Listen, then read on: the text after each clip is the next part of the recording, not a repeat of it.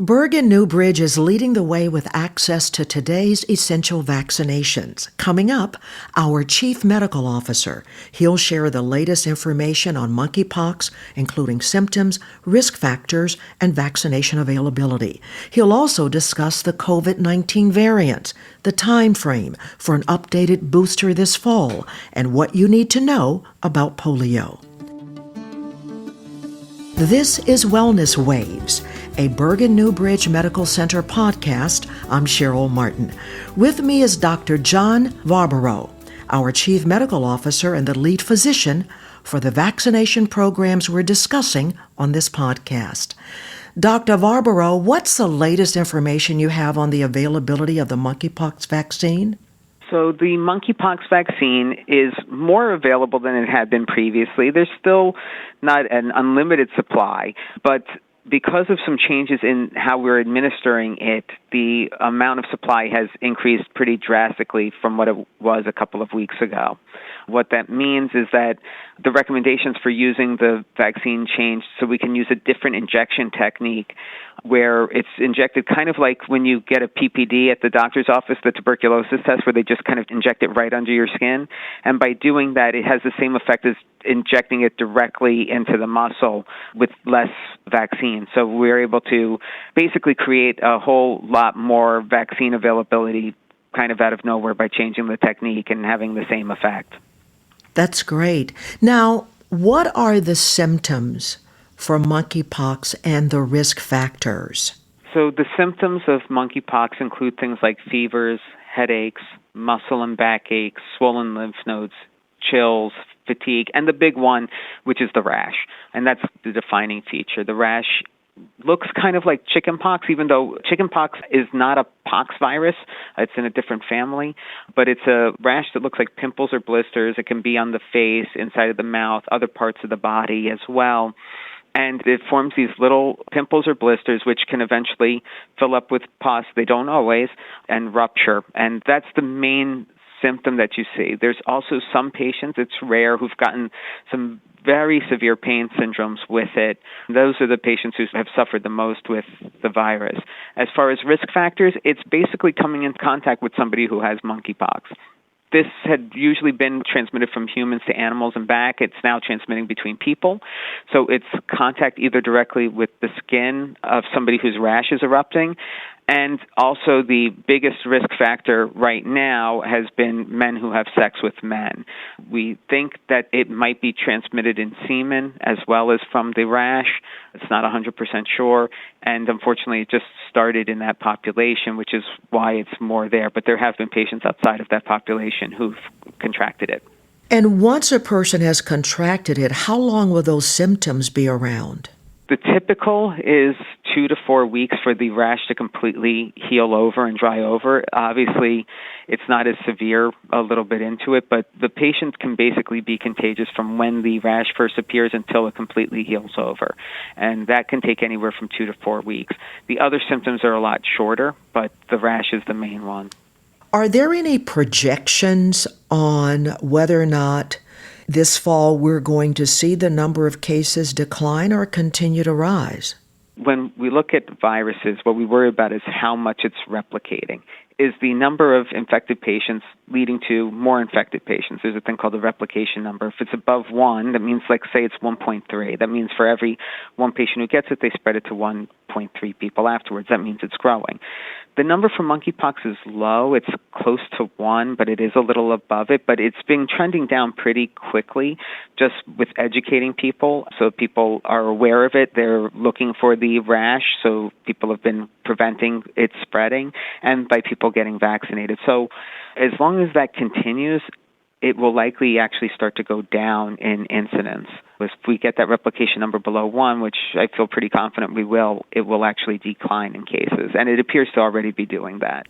Let's turn to COVID-19. What can we expect this fall? A new variant? So we never know when a variant's going to arrive because it's kind of random, but it's obviously very possible, as we've learned these last couple of years. The natural course of every pandemic has always been for the virus to change, to become more infectious, so it spreads more easily, which we've seen, but also less virulent, so it makes you less sick. That's what it means. Because if you stop and think about it, it's not in the virus's interest to make you really sick. The ideal for a virus would be if you got it and never knew you had it, so you spread it to a lot of people, just from a pure evolutionary standpoint. If it makes you so sick you can't spread it or other stuff like that, it's not a very good at being a virus. So I would not be surprised if there's a new variant, but as more variants arise, we can probably expect it to get less and less sick-making, which is what we're seeing. It's still not flu yet. It's still a pandemic, but it's much less severe than it was 2 years ago, and it'll continue to trend that way. Would we see an increase? Probably. Also, the other big thing we know that we've learned over these last few years is that ventilation is a huge factor in the spread of COVID-19.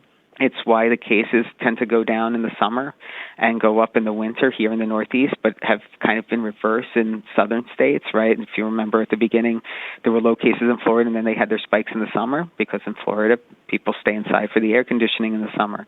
It's the same reason why flu season comes in the winter. It's because people are indoors and it spreads more easily. So as the weather gets colder, we'll probably see an increase in cases just from the ventilation effects. What is the status of a new booster vaccine? So I'm sure people have heard, it was just announced the other day that it passed through the first stages, this variant-specific booster. And what that means is that there's a new strain of the vaccine that attacks the last couple of variants, and it's what we call a bivalent vaccine. What that means is that there's still the original vaccine in there plus this new booster, this new one that hits the variants a little better. And it's similar to what we do with the flu shot, right? The yearly flu shot is usually what we call quadrivalent. It means that it attacks 4 different strains of flu. And we're kind of moving in that direction with COVID, where it's going to be the vaccine will give you protection against the most predominant strains right now and boost your immunity. Hopefully, what that will mean is that it will go back to cutting down the transmission significantly as well, like it did early in the days of the vaccines by adding that extra immunity against the current variants. Who will need to get that vaccine? I think most people should. Almost everybody's eligible to get it now. We have not gotten the full recommendations yet for who will be eligible to get it, but my guess is it's going to be most people at least above age 15, I would guess. But again, we won't know for certain until they give us the full information. But I think that especially a seasonal vaccine is probably wise, as we spoke about, as the winter and the fall months come along and people are more inside. Having a boost of your protection is probably wise. It's the same philosophy on getting a yearly flu shot for people who are at risk of getting the flu. With COVID a little more prevalent right now, not everybody's recommended to get a flu shot yearly, but right now most people would be recommended to get the COVID shot just to give them seasonal protection at the very least. And then once again, if a person never got the first round of COVID vaccine, would they have to get that first before getting the booster? We've not gotten full recommendation on that question yet. Right now, it looks like they would get the regular dosing first, but it's quite possible that they'll tell us we can give first shots with the new formulation, but we've not gotten that full recommendation yet. Doctor, is there a rise in polio cases? So that's been in the news, obviously, that there have been some cases of polio in New York. Polio has never fully went away. We had very few cases here in the U.S., mostly because of mandatory vaccinations. There's been a mandatory for schools polio vaccination for decades now. So that polio vaccination has protected most people, but it still existed in other parts of the world. It's not been fully eradicated, and that's what appears to have happened is that somebody traveling picked it up and came back with it. Most people who have cases of polio are asymptomatic. So there's people who are carrying it who don't know it, but we do see it rising based on things like wastewater analysis. But unfortunately, there are some people who are getting the full-out polio cases. So the key is if you've not been vaccinated, you should get vaccinated right away. If you never got the mandatory vaccine, you should get it. People keep asking me, like, how do I know if I have protection? I got it when I was a kid or something like that. The people who really need a booster are people who are more at high risk, people with immune compromises or who are working directly with polio patients would be the ones who should get a booster. You'll only need one booster of polio vaccine lifetime maximum. Most people don't even need the one. But the big thing is if there's somebody who never got it, they should get it as soon as possible. What if someone doesn't remember if they got it as a child? So it's a good question. Unfortunately, there's not a big commercially available test to test for titers for it. So what I've been recommending is, one, talk with your parents, and two, see where you kind of grew up and what years it was in. If you went to school after, I'd have to look up the exact date, but it was sometime in the 1970s, it might have even been in the 1960s where it became mandatory. So if you went to school, unless you knew you were not vaccinated, you probably were. You just might not remember it. If you were older than that, then you might not have received it, again, unless you remember specifically getting it, in which case, as I said before, it's one. Well, so an initial shot is multiple shots, so an initial series, but the booster is just one shot. So it would be worth looking into and seeing if you can get information on if you did receive it when you were younger. Anything else you'd like us to know about these 3 vaccinations? Just that these vaccinations are all very safe. They've now been means tested, even the COVID ones that have been around for now just only a couple of years. We've given it to so many people. We know that they're extremely safe and extremely effective. And the real key is that vaccination keeps you safe and protected and prevents you from getting potentially debilitating illnesses. Polio, it's kind of tragic that there are people who are going to get paralytic polio when a simple shot could prevent it. Dr. Barbaro, thanks for providing this updated information on these 3 critical vaccination programs. Dr. John Barbaro is the Chief Medical Officer here at Bergen Newbridge Medical. You can visit our website, newbridgehealth.org, to schedule your vaccination. That's newbridgehealth.org.